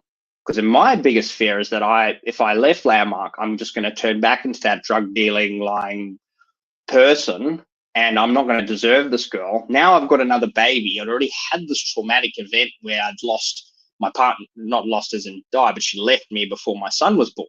So this is all being triggered at the same time. And I'm thinking the only lifeline I have is Landmark. You don't understand that, but that's okay. I am choosing you by choosing Landmark. So I'm just kind of ignoring that. I'm getting coaching after coaching from somebody. Well, just, restore integrity with her. Basically tell the crazy woman whatever she needs to calm her down, was the implied thing. Again, no one ever said that, but it was always, what are you not being responsible for? What are you... So it's difficult for me to say because of the things that I regret. The stuff to do with my partners is the single biggest thing. I don't regret much else, even the calling and harassing people in my life. I am sorry that it happened and they did it. I understand why I did it, but the stuff with my partner just breaks my heart, because she I then had led to 100. I'm now in the seminar leader program. Now it's a whole different ball game. Now you're in seminar leader apprentice. Very different. By this time we'd gone through COVID. Seb, you're not getting paid for any of this, right? Nope. And nope. How many hours a week are you spending at Landmark at this point? Well, now we're online in this stage, but before it was driving into that center, which is about a half an hour drive after doing a 45-hour work week. And I'd be driving in there maybe 2 to 3 nights a week to either lead or coach or whatever I'm doing. And those your evenings are pretty much completely consumed at this point. Yeah, well, because even the evenings that I'm supposed to be doing calls, coaching people. I mean, these are hour-long calls or half an hour-long calls with my 5 participants. And again, the threat of they leave, it's your fault, you're out of integrity, there's something wrong with your life. They're not performing. If they're not registering people in their life, there's something wrong with you, or your integrity's out, or the whole thing. You're getting yelled at by whoever's your head coach, who's getting yelled at by whoever that, but it's just nonstop. So I'm there. Up. Yeah, it goes all the way up. And now it really ramps up. So we had that break with COVID, and I was stuck on this 99 people I'd led to, and I was that close to being an apprentice, and then COVID hits. So I'm I'm now sort of stuck in this limbo. I then I lead 200. I'm in the seminar leader apprentice program where it really ramps up now. I'm being dealt with by the chairperson, the seminar leader chairperson. And I don't know if either of you, you would have either gone through, I think, Brian, you in self-expression leadership program. I was a seminar leader for about 15 years and a self-expression leader for 6 years. Yeah. Yeah. So you know exactly what I'm talking about. It's very intense for the apprentices when you come in. You are just inundated with documents that you're meant to flatten. And this is, the craziest thing. You have to read it through, I mean, this integrity document's what, 30 something pages long, something around there. You have to read that through 6 times. Then you have to look up each individual word, and you have to basically you have to memorize it and be it, live it, go and complete these. I mean, insane things. And all the time, my partner's pregnant, going, "Please come home more. Please be here more." Now we're on Zoom. I'm in our office, blocking her off. She's now becoming more insular. Then the baby comes 9 weeks early. Complete shock. We go for just like a regular checkup. They say the baby's coming now. Very traumatic. Baby's literally taken out, put on her chest, taken away to an incubator. She's just an understandable mess. We spent 5 weeks in that hospital, in and out, not being able to take Max home, a son. And the whole time I'm again getting coaching. How am I supposed to think and feel? How am I supposed to handle this? My poor partner, the whole time she's going through this, she knows she's not talking to me. She knows she's talking to a seminar leader who's talking through me. She cannot have a real conversation or a real argument with me because she knows everything that is coming out of my mouth is what I've been coached to say, which I can't imagine what that's like. And I'm just less and less present mentally because I'm kind of stuck between what my heart's telling me to do and what my seminar leaders tell me to do. My heart's telling me to just kick all this landmark stuff to the curb and be there with it. But then I'm getting coached of like, well, this is your life. This is where your power comes from, is being a seminar leader, being a person in landmark. This is, so you can't let go of that because then that's all going to fall apart. So I'm ignoring that. I'm ignoring her. She's then left to kind of basically learn how to be a mum and be a parent on her own because she doesn't have me as support. I'm there, but I'm not there. I'm not there at all. I'm waking up at 3 a.m. I start work at 5. I'm waking up, 2:30 in the morning to be on a call at 3 because I'm the only other apprentices I have are not in my time zone. So they're 2 hours ahead. So I've got to try and get them before they go to work. I'm on the phone for an hour and a half trying to do documents and stuff. I'm using my lunch break to do documents and things. I've got recordings in my head of Werner while I'm trying to work, trying to get all these documents in my head because I'm getting, held to account for my word. And then the single biggest regret that I can never get back comes up to my son's first birthday. Now, on my son's first birthday falls the seminar leader weekend. Back at being an introduction leader, you could move weekends if you had a good enough reason to do it in another region. So I know they've already said it's different with seminar leaders. It has to be like someone just died to get moved to another weekend because we operate at a different level of integrity. And what if you're leading a seminar and you need to be able to work through all these things and be powerful in your word? And so I remember my partner said to me, she goes, please be there. I am so scared of this first birthday. I feel like I'm going to be reliving the trauma. Please. And I said, yeah, I'm going to speak to my chairperson. And I said, I need to be able to do it somewhere else. He goes to the forum leader and they come back to me and they say, look, we have thought about it. We think that if you allow her to keep you given to this, it's probably never going to end. Where's the next thing that she's going to say to not be at your seminar for or to be there? And if she's going to make you choose this, is she really allowing you to be the fullest expression of yourself? Get her support on that day. Yeah. Sorry, this just really pisses me off. I mean, this is the kind of shit that doesn't work at Landmark. Here you are, you trying to spend your birthday with your first birthday. Come on. Well, because a birthday's a story. I'm sorry. You know, That's you can celebrate this on other days. And I'm basically coached, again, not told but implied, that you have to throw down an ultimatum to her. And I remember going back to her and my heart's just breaking. And I just said to her, I was like, look, I'm going to the Seminar Leader weekend. And if you choose not to be with me, I can understand that. But this is my word and this is where I'm going. awful. And she gave in, and she just said, she first said, no, we're breaking up. I said, okay. And I remember sitting in my car just completely in a daze going, what's happening?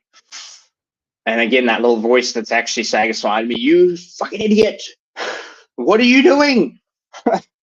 is been drowned out by the control that's in my head that I've been slowly beaten out of me over the last 4 years or whatever. And she comes back and she says, fine. And we always coach to do this well. But if you're not going to be there on that day, make another day really special. Man, it's so manipulative. I got all these friends around to a pub, and then we celebrated her, and I called it some other bullshit day. And the whole time she's just putting on this brave face of like, okay, Seb, whatever. How she's still with me is a miracle.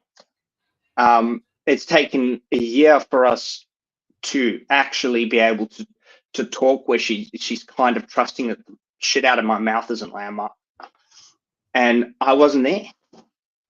Yeah. And I don't know if she's forgiven me yet. I'm still not sure, but she's never going to forget, because you can't get that back. That's your son's first birthday. Yeah. And Seb, and that's, I'm so sorry. Yeah, well, I don't think I've forgiven myself, and I'm sure down the track I may, but I've tried to just say I've forgiven myself, but that's one thing, the only thing. The rest of it, and I know I did some horrible things, said some horrible things, but I get it. That one, it just hurts, man. Like, it just, yeah. And so there, that started, and then I'm back into time and time again, you know. And at that stage, my sister, who had been through, I'm not going to say too much about her stuff, that's her stuff, but she'd been through hell being on staff. Yeah. And she had deteriorated for herself, but she finally left. And she's the one who, she was the first one in there. She was the full landmark. She left me, my mum, my dad. And that's the thing, is like, we were used as landmarks pin-up for a while. I mean, how many times have you heard a whole family being all introduction leaders? All 5. We were spoken about all the way around in America, you know, and one's going to be an apprentice. We were their shining example. And especially me, used to be a drug dealer, used to be crime, now he's a apprentice. Like, I was like, you know, like the king of everything. And, you know, then my sister leaves, and I'm like, oh, and then she's getting ostracized by us. You know, we start to imply that, you know, I remember, again, it's the switch. Now I'm telling her to stop talking about leaving Landmark. I don't want to hear it. Whereas before I was, you know, don't tell me about Landmark. Yeah. And eventually my partner, it got to the stage where she was struggling. She was really struggling. I felt like I was losing, and I just said, I can't do this anymore. And I remember going, and at this stage I was just so tired. I mean, I was mentally, physically drained from fighting battles on all these fronts. And I did a call with my chairperson and the forum leader accountable for blah, blah, blah, bullshit, whatever. And they did the whole completion call, and then I said, okay, well, then I'm done. And they said, oh, no, well, you're not done yet. You still need to have another call with the Center's division director to complete as an introduction leader. And I remember saying, why? Well, that's just the program. I said, I don't care. What a bunch of crap. I told you I'm done. This free work, all these hours, I'm done. And I just remember one funny story I want to tell you. You want to hear how ridiculous, and this is where I really twigged onto what an absolute load of bullshit it all is. Now, I don't know when you left, Eric, but Brian will most certainly remember this, and there was this whole distinction of being out here. There was a whole seminar created. You don't be internal, be out here. Everything's happening out here. Yes. What's happening out here? You're not being out here, Eric. Brian, I know. You're not being out here. Yeah. It's a Brian just got triggered. Brian's like, oh, wait. And I mean, I really know how to stop. Well, they don't let you in think. normal life, people go through life that they're here and you're over, and everything not you is over there, right? Yeah. But maybe I am over there where you are, Seb, and you are over here where I am. So maybe who I really am is out here, that in the space of the engagement of where life is happening. Did I get it right? Yes, you did. Well, I just a little. I'm going to continue this, but a little side thing is that I was really always good at reading people. I remember doing the communication course, and when you're doing that being with exercise, and you're standing and staring into a stranger's eyes, all different psychology, not psychology, sorry, like hypnosis techniques or cold reading techniques. I could just see people's lives just based off how they're looking, their general demeanor. I could just pick things up. But I thought it was a stupid communication course. I remember telling a lady, it's like, you're a really proud grandmother who everybody looks up to. I didn't know anything about it. And I just nailed it. And she was like, oh, he knows me. Oh my gosh. I thought this course is magic. I can see people and being out there. A bunch of nonsense.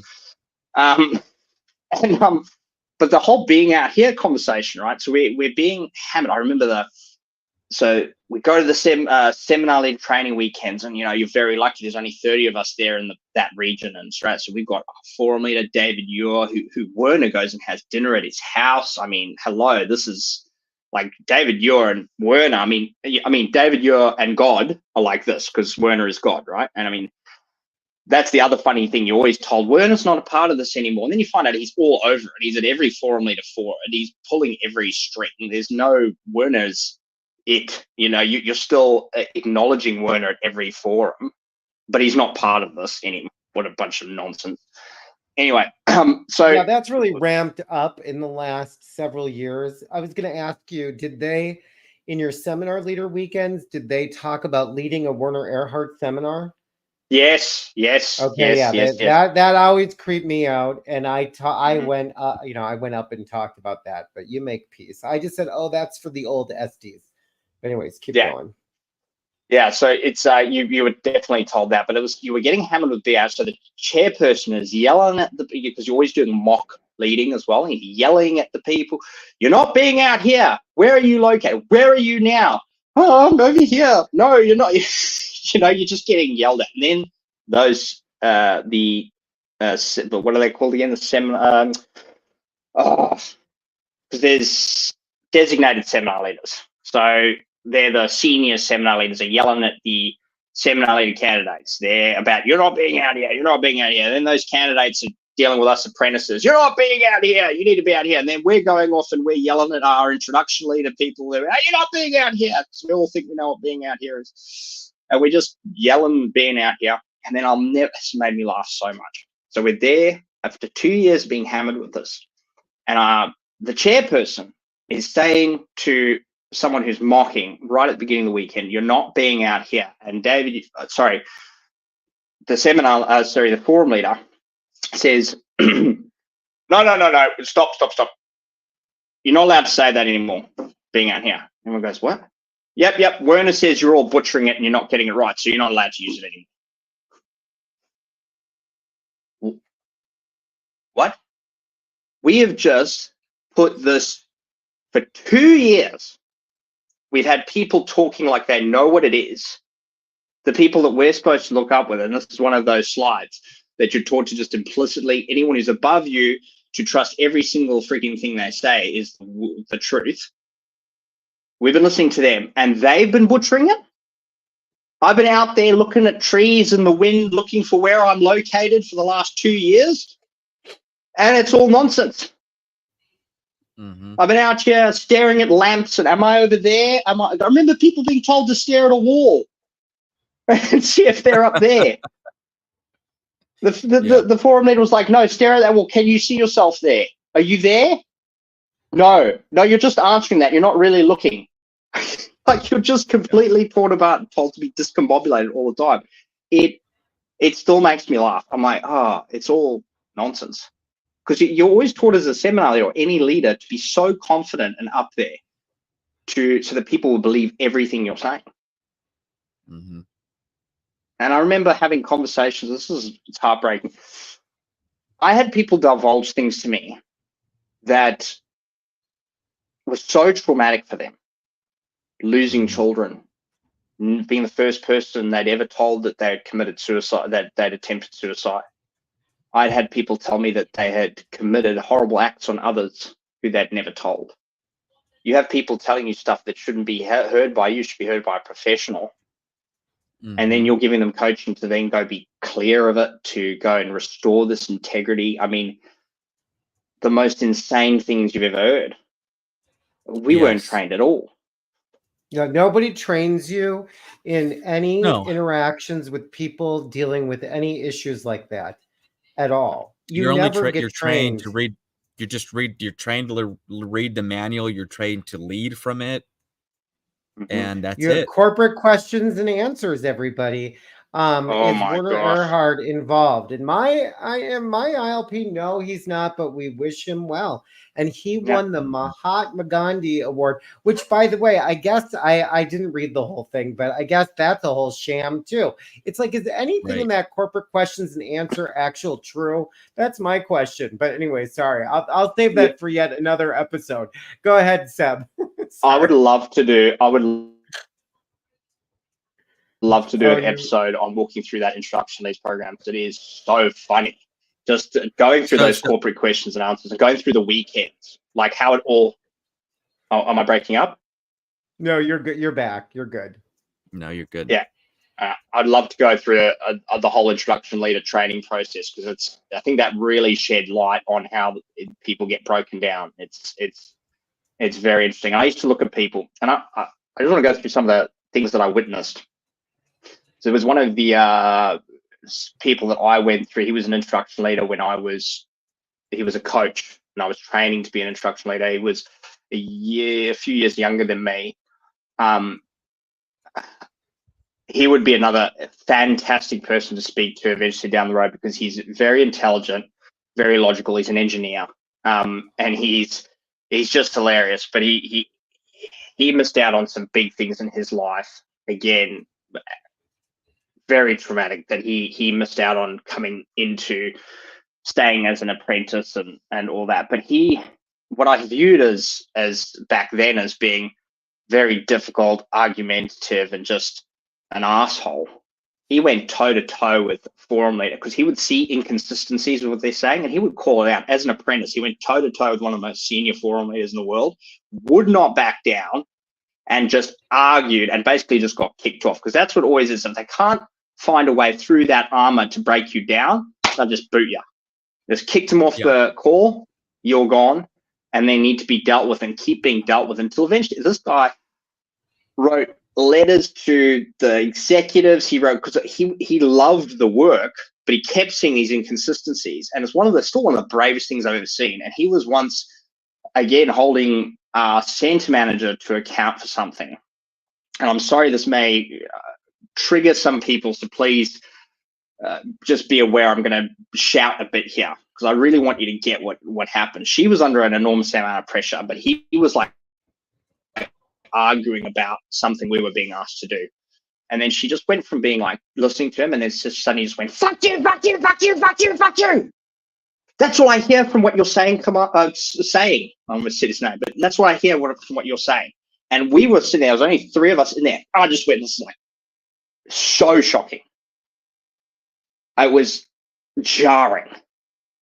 And I remember, like, I'm still like shaking now, because this is somebody that you've never, it's always been like, oh yeah, perfect. Just Miss Perfect. And then it's just whatever the hell. And I remember him sitting there. He never got an apology for that. Never got brought up. There was nothing dealt with. Because his whole argument always been, why do we restore integrity with you guys when you never restore your word? Ever restore your word. Sorry, I'm going off on a bit of tangent, but well, it's really powerful in what you're saying, and then we'll open it, if unless there's something you want to conclude with, we'll open up to any questions in the chat. Yeah, sure. Or comments people want to say to Seb. But yeah, you know, what you just pointed out is, in my opinion, why we're doing this, at least why I'm doing it, is like when you're in that world, I personally just did not understand how many people have expressed these types of issues. Like there was a man in at one of Werner Erhardt's events when they brought him back, and he's a scientist. He's like this brilliant man, and he challenged something Werner said, and because he challenged it, he could not move on. He would just forever, because he was the person who challenged Werner Erhardt. They would not take him seriously as a leader after that. And he tried everything, and he ended up just leaving and going and doing work in his country and where his stand was for transformation. But it was just so like ridiculous. And all the people who've communicated, nothing we're saying here tonight is new. All of these things don't work. All the lawsuits, all the different things. It's like, hello, everybody. And I do actually think they are changing things, but they want to do it kind of under the radar. Like, let's close the centers, go online, start a new era, but not really address the past, or really kind of like let people know that we're changing all this because it's been destroying our company. They're not going to say that. They're just going to continue. And, you know, well, and in the same way, it's more the same. Somebody commented that the Werner Erhardt that she knew, well, Anne said that the Werner Erhardt she knew would have let you go to a different weekend. And that's my experience. That's what Joan Rosenberg would have done too. I don't find, but the thing that happens in these weekends with these leaders, these designation teams, has been unchecked and unmanaged by human resources. And I have heard, since I did that interview on growing up in Scientology, Seb, I have heard literally, and I hope Landmark is listening to this because I'm basically still working for you. I have heard hundreds of people that gave their heart, and were things like happened to Seb that just broke their heart and was breaking their life. And that is why they left. Not because they didn't want to be part of your new era, or not because of whatever you think it is, or their well-being, or that they were on it or not causing the matter. And I think it's really important for people to get how abusive and manipulative and high control that situation is. It's the number one thing I think that they should change, is to stop all this designation candidation nonsense, because it's just indoctrination, control, dominating, and it just destroys people who are your best customers, who literally have their whole family doing this stuff. It doesn't make any sense. Nobody else in the world would ever do that. But it's not even healthy. It's not even healthy, Seb. Like, you've been gone from your family for that amount of time. I mean, no. My wife would never tolerate that. I mean, she's never participated in any of Landmark's programs, and I'm so glad she hasn't, because she keeps me, like grounded. Because I was so messed up here. My life was for Landmark for so many years.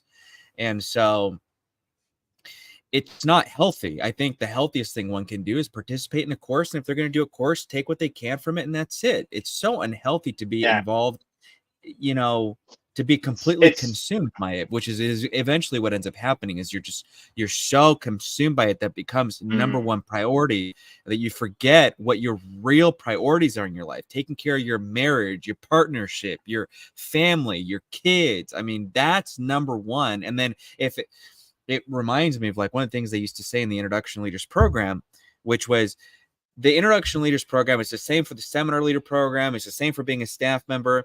It's never going to fit in your life. Yeah. What you have to do is you have to fit your life into Introduction Leader, into Seminar Leader, into staff member, which is so backwards. It's so backwards. It should be, I'll put Landmark in my life for an hour or whatever, but not the other way around. No, well, then how are you going to? Because we're like toothpaste that just gets squeezed up and used out, and you, as you said, is that it's always implied that when you still have to take care of those things and make sure your wife's happy, and you have to make sure that your kid's happy, you have to make sure that, and you're gonna, because that means you're out of integrity, all that sort of stuff. But what I wanted to say about what you were saying, Brian, is that what's so funny is when they did this whole new era thing. They just didn't, and they closed down these centers. Do you know who they had to get back in because stuff wasn't happening? They had to get these old heads who'd used to be staff members who were from the era of hard-ass, swearing, cruel, uncaring, unfeeling people to cause results.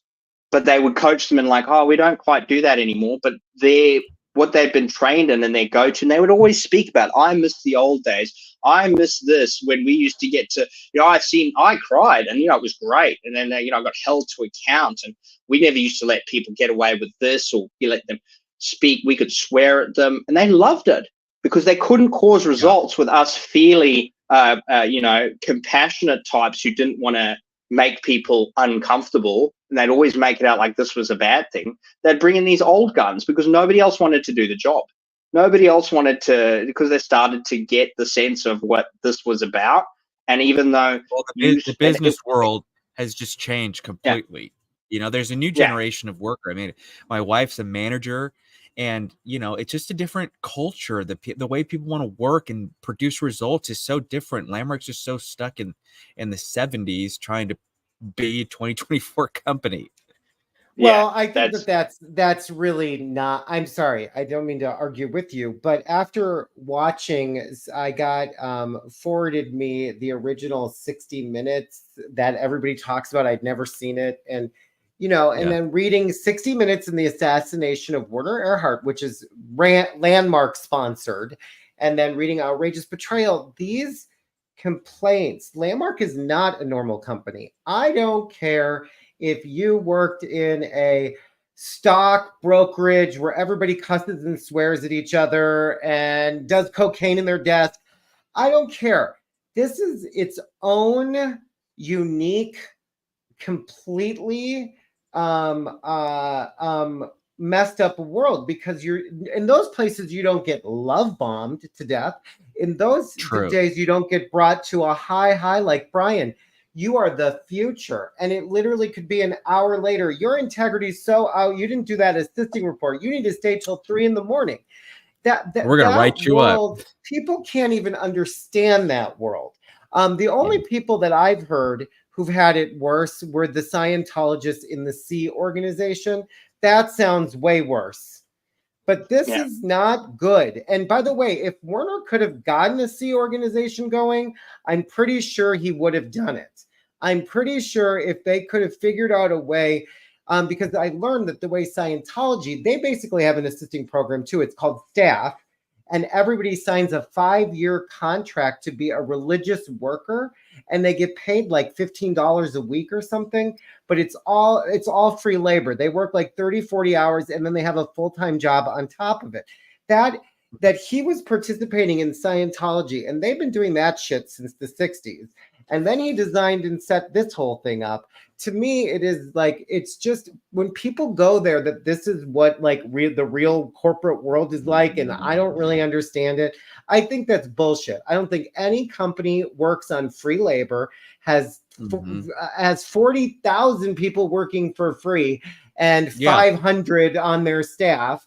And I don't think anybody else is asked to give their entire soul and house their whole life and family and give up their relationships and blah, blah, blah, blah, blah, blah, blah, or you're not being the word. That does not happen anywhere. And the whole time you're told this is who you really are. Well, Seb, given who you really are, then of course what there is to do is to be at the seminar leader weekend, seriously. But so with your situation, those seminar leaders, they want control of the people in their region. So it's all about control. They didn't give a shit about your family. They just want to have control that you're there in their group. And they've made too many exceptions, and too many people are just loosey-goosey going to their kids' birthdays. And this is for real leaders and blah, blah, blah. It's just terrible. Yeah, Sorry. absolutely. I'd love to, you know what, on another call, another time, I love to do, remember when Black Lives Matter was happening and they did that whole fucking farce of calls about inclusivity and getting people of Yes. color to speak and all that Punchable. bullshit. Yeah, and the gay community, and we just realized that this has not been for a place for people with nothing left out, that we have heard. And it's, you know what it always smacked of was like, the babies are crying, let's give them something to shut them up and pretend like we're listening to you. That was always their thing. They don't want to change anything unless there's a big enough stink brought up. Then if there's a stink, they're like, oh, God, here they go again, and they're getting in the way of our freaking mission. Let's just get them all together and get people of color to swear at Harry a bit and tell him he's as racist and he doesn't think this, he doesn't think that. But it always is going to boil down. And they did like forums for people of color that was led by a person of color. And what happened to you, Brian? Yeah, exactly. And then what happened to you, Brian, is that they're going to go, basically, you identify as black or gay, but that's not who you are. You're not that. You know, it's going to, you're just Larry used nothing to tell us that he was not black. He was a forum leader who happened to be black. Yeah, exactly. So you're going to strip you away of your identity because it doesn't work for us that you identify as anything as not part of this. You are separate from this. Yeah, we need to make sure that you are wholly identified and as your distinction. And if they want to know why they're accused of being a cult, ding, ding, ding, ding, ding, ding. Mm-hmm. That would be a triple dings right there. Triple dings. Absolutely. And it's so sad to watch that because there were these people that had genuine hurt and upset about being marginalized, not listened to, their culture not being heard, or their holidays being ignored from their religion from people in the center. And they would speak up. And then again, it's always that we're hearing you and we're listening you. And it was always this and you could hear, and a couple of times Harry cracked and showed what he was really thinking, which was like, shut up, you whingy pricks. He cut. I don't know if you remember a couple of those calls. A couple of those times he slipped with someone who was giving it to him. I think it was a black lady who was giving it to him, and he slipped and was just like, "You just need to stop this rackets and stuff." And she just like, and he got a message from I think somebody who was like either the person of color, like Larry or something, saying, "Yo, step back, like you just messed up." And he had to go, "Oh, I apologize. I was really insensitive. You can see we're all learning here." All the people of color. Yeah, look at this. Somebody in our chat just said they had me cut my braids, and I'm a Native American. That's like an indigenous person is what that term means. Gosh, because it was distracting to the guests. You know, somebody from Ethiopia said the most controversial program, one gets a breakthrough in transformation, yet ends up in the worst situation for being willing to give back. You know, like I know her story is similar. Like, you know, register hundreds and hundreds and hundreds of people from your community, your community that's literally from Africa, and then you're being trained to lead, but people can't understand you because of your accent and all this stuff. And you just end up in this bad situation. You know, she said, thank you. And then she acknowledged Anne, thank you for being bold and opening this door. And Seb, thank you for this conversation. Yeah, I mean, it's huge. And then just another thing, to point out is that in North America, there's been a huge community of people that have are deaf or ASL, American Sign Language. And one of the things that right before I quit that I was infuriated about, that I went up the chain about, that did not get resolved on any level of satisfaction, is there was an event in this new academy that was supposed to be so progressive. And what you're saying about people listening, there was 4 white men over 60 leading the thing. And there was like 50, 60 deaf people there. And they started asking questions about the new subscription and if there will be subtitles so they can participate. And they were like, I don't know. We're really just trying out. They were so They were just so completely insensitive and out of base. And then I brought it to one of the executives, and they basically debased me over it. And it was just like, you're not getting this. So the whole thing you're saying, Seb, is really true. It's like, now that might be more of a corporate thing and a worldwide thing of white men over 60s not realizing they have a blind spot. I mean, it took George Floyd being killed down the street from me in Minneapolis for me to realize, oh, I live in my white bubble, because I never caught on before that. But the point is that what you're speaking to, that was such an impactful situation, all that you're referring to. And it is, it's not really included in the new era, although like not in what I have heard, and it never has been. And this is a huge piece of it. That deaf community got shut down, and they were having so many people do the forum, but it's expensive to hire translators. And, I really feel like the person who was in charge of all of that, the center manager, in my opinion, was made to feel like she lacked integrity because she had such a strong community of people registering. Like, she couldn't do her job with normal people. She had to step outside that community. It's just disgusting. That's part of the control. That's part of the whole control dynamic. Oh, you just registered 100 people. We used to do it for Native Americans in Minneapolis. Oh, but you really aren't dealing with the normal communities. You're really just taking the, like the low-hanging fruit from some community. It's how it never ends. The control over registration and all these policies. It's just insane. The place is insane. You brought up, you hit a sore topic for me. All right. What would you like to say to be complete? Sorry, that was Landmark. What would you like to say? Yeah, I was going to say, what do you say? To wrap it up, what do you want to say? Well, look, I just think that thankfully, after all of that, I didn't lose my partner. And it's sobering to see how on the mark she was with all the things and how patient she was. She never forced, other than with my son's birthday, she never forced me to change. She just, she hoped and she waited to see if I would come around. I mean,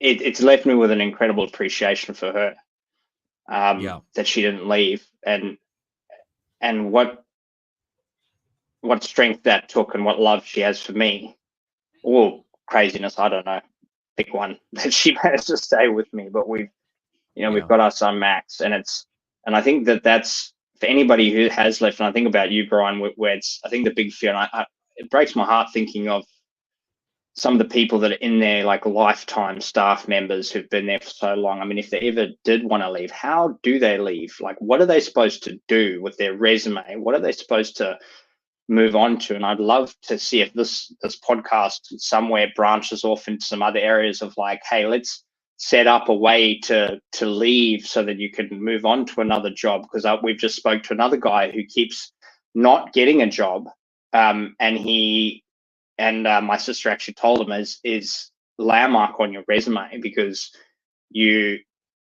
that will put people off because they'll type in what is landmark.